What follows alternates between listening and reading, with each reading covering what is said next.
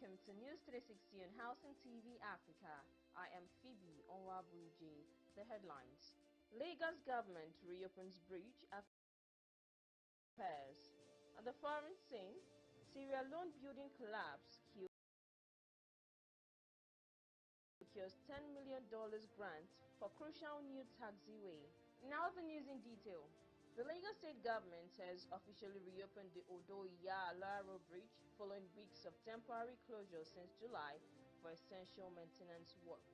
The rehabilitation, originally expected to take 3 months, focused on addressing issues with the bridge's expansion joints and asphalt pavement, but the project has been completed in under 2 months, well ahead of schedule. The news of the early reopening was shared in a statement by Lagos State Commissioner for Transportation, Oluwaseun Osiyemi, on Monday through his official X, formerly Twitter account. Rescuers in Sierra Leone are continuing to search for more survivors after a 7-story building collapsed in the capital Freetown, killing at least 8 people. The West African country's National Disaster Management Agency, NDMA, said 6 people had been rescued from the rubble on Shell New Road so far, but more people remain trapped. It added that some of those in the rubble had been able to communicate their locations to the rescuers. The building in East Freetown collapsed between 11 and 12 local time on Monday, the NDMA said. 2 boys and a girl, all aged under 5, are among the victims. 2 cranes have been brought in to help the rescue teams, who were earlier seen using picks and their bare hands to try to clear the wreckage. Local resident Mohammed Kamara wept as he told newsmen that his wife and 3 children were trapped in the rubble. The cause of the collapse is being investigated.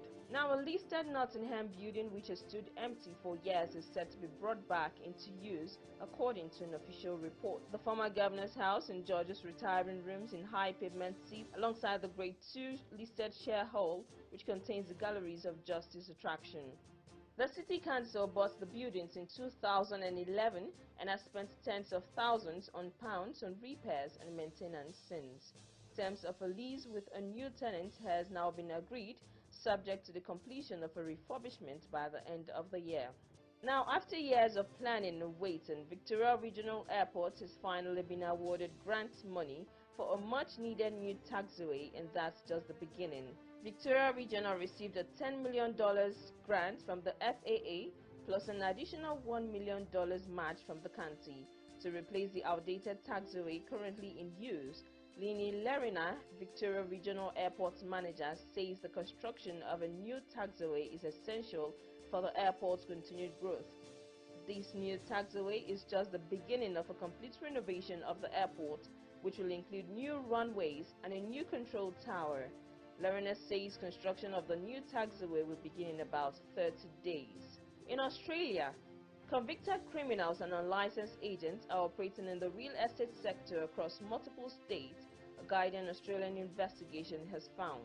In New South Wales, Newsman has established that 2 individuals convicted of dishonest offences have been allowed back into the industry well within the usual 10-year prohibition, and that gaps in the law mean convicted money launderers are able to find their way back into the industry.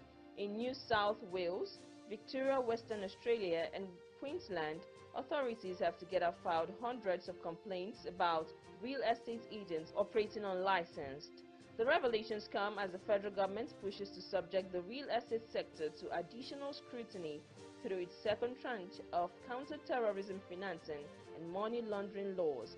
The legislation introduced to Parliament last week is designed to force the real estate sector to take steps to prevent money laundering and bring Australia in line with other developed nations.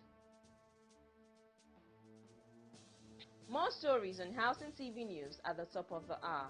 I am Phoebe Onwabuije. Thanks for watching and bye for now.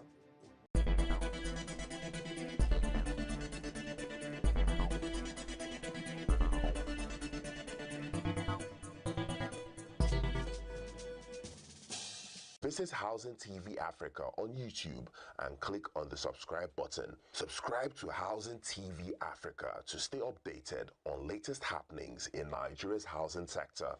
Follow our social media pages, like and share our posts. On Facebook, Housing TV Africa.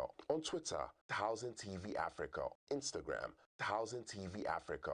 Join the conversation and keep up with latest housing updates.